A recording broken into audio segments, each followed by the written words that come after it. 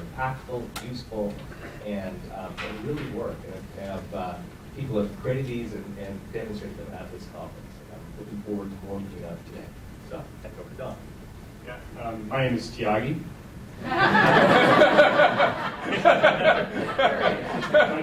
Over here. Yeah, so like Mike said, it's a fun session divided into 3 parts. First part, we'll we'll just jump right into it, innovate, build some teams around some problems that we want to build games for. And the second one will be mostly the invention, and then the last part is providing a safe environment to actually play these, test them out with each other, and get them ready for the game. The game tournament tomorrow. And last time we did this, last year, one of our incubator games actually won most creative, and it was just built the day before. So let's do that again. Any other struggles? Trying to empower teams to be self-organizing. Empowering, self-organizing, yeah. Have you guys played any games for that? There are a few out there. Maybe I won't throw them out yet. I think in that line too, I think is getting people to accept ownership of things, right? You know? And for the most part, they're like that. When I think about like pair programming, we know it's good, but what is it that they're struggling with? So it was the first thing you said, which was more the lone wolf type. Yeah. How do we? They're not working together as a team properly. Maybe they don't have collective ownership of the code. That's the problem. And then this kind of leads us into the next step, which is maybe this is what we want to teach them. Maybe this is one of the things we want to be able to lead with as a main objective of solving this problem, right?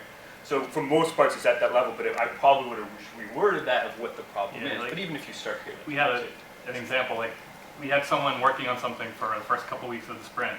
He took a couple days off, put his stuff into a build, it broke. Right. All of a sudden we're trying to figure out what he did. Nobody else knows, we had reviewed his code, but we didn't know it well enough. Right, yeah, So, so it was a that's real the world problem. And pair programming is one good solution, and there may be others as well, right, that we would want to know.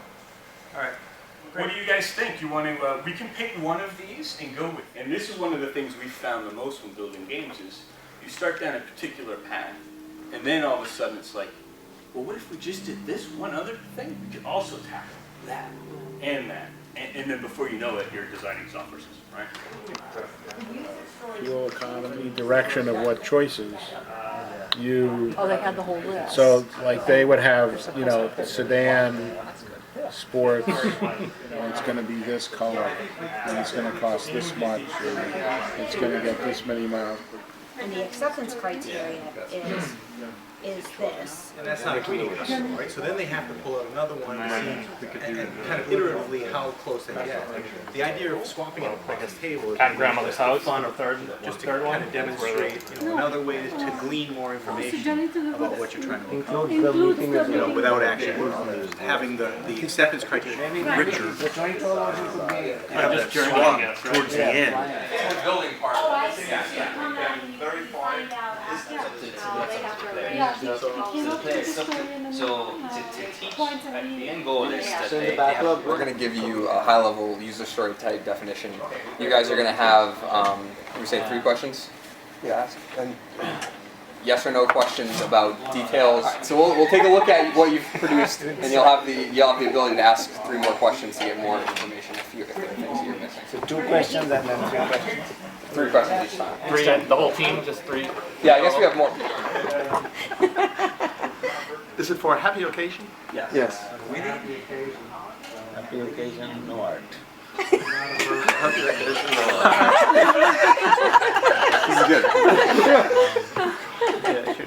What happy are there any happy occasions that we could come up with?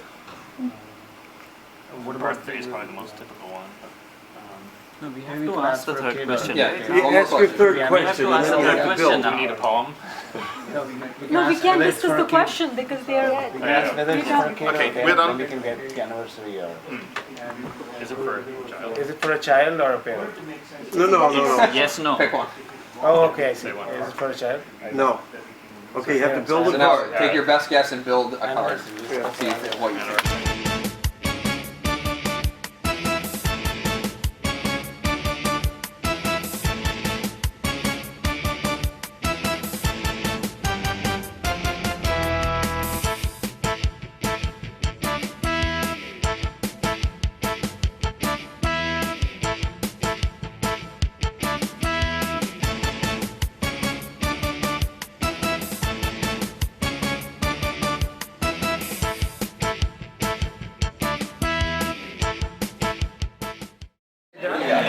Yeah, there we go. Oh, we didn't put a heart.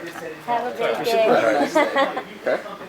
I don't think your current card meets any of the requirements that we had met. Any of them. Oh, really? Unless I'm mistaken. Well, it's a card. It is a card. You met that requirement. Yes. All right, answer the next three So next three questions. So we are, Is it Valentine's Day? Yes. Hey! Next question. more decoration. Well, Art once was, we do one, art art was is not not. there Let's, as an acceptance, so we could skip the whole thing and maybe there's something else there. And what's 14? Does it need an envelope? Something about You need a poem? That might be a question. Later. Yeah, after this we'll find out, right? I mean, you were close. I think the only thing. So specifically, we're looking for a Valentine's Day card for a wife. More Oh, specific. for a while. But close enough. And We got that. We had, so we had confusion with that. The final step, right? What are the questions you're going to start the conversation with now, with the teams that just played this game, and cycle back to the objectives? So let's hear that. Instead of asking what type of holiday it was, they asked what does it fall in the first half or second half of the year. And then they have to again, and they got down to the first quarter.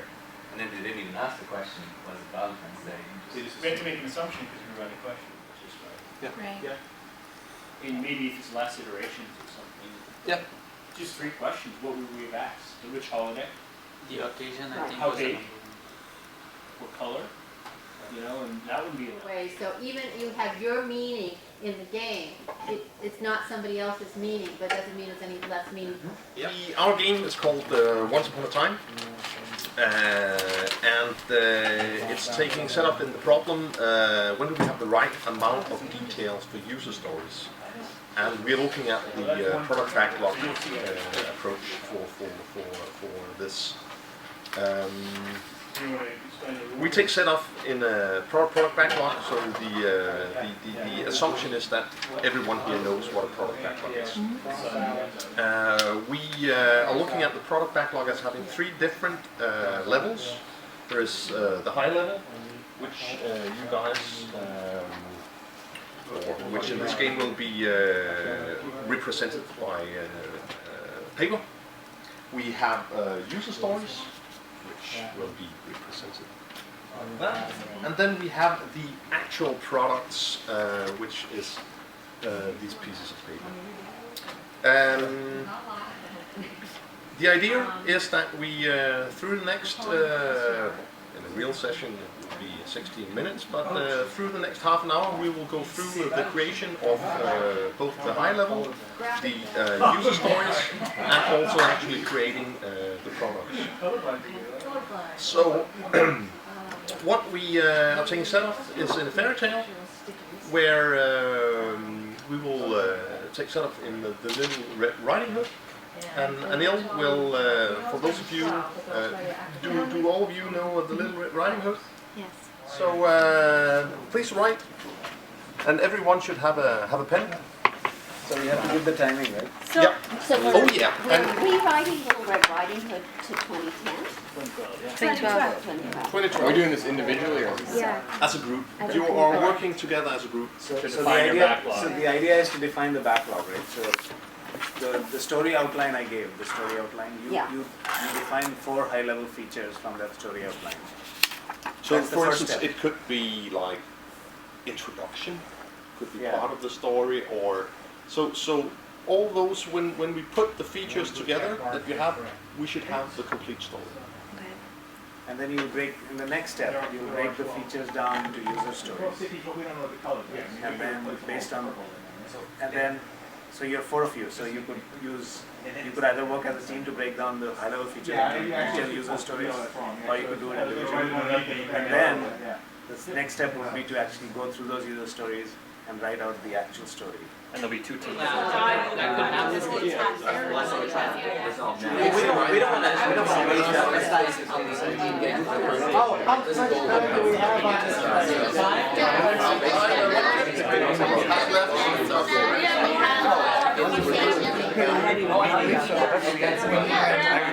I jumped ahead, I was thinking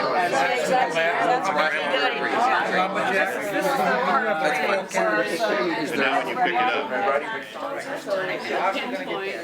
Interesting.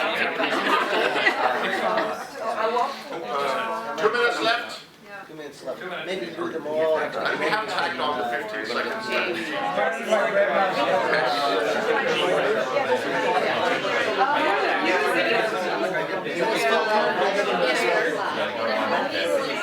That's the climax. Oh. No, sorry, wolf attacks riding hood. You don't have to. You can just let us guess. It's your game. I'm losing track of the story. Each one of them described it before we took it. So we sort of had, we got to hear it and see it. So we actually did. And that really helped me. So like you might, so to make it a better real life experience is that component of actually planning and talking and understanding Right. of the flow and what the you know, what's the overall theme, you know, and what is the result that we want to get. Like we knew we wanted a story, but we didn't have that kind of overview and the time to plan. I think it's very good that you mentioned it, because yesterday when we did some dry runs with a couple of different routes, we tried it with an additional step in between where we actually took some time to groom and plan for the stories, which would take care of like the scope of the story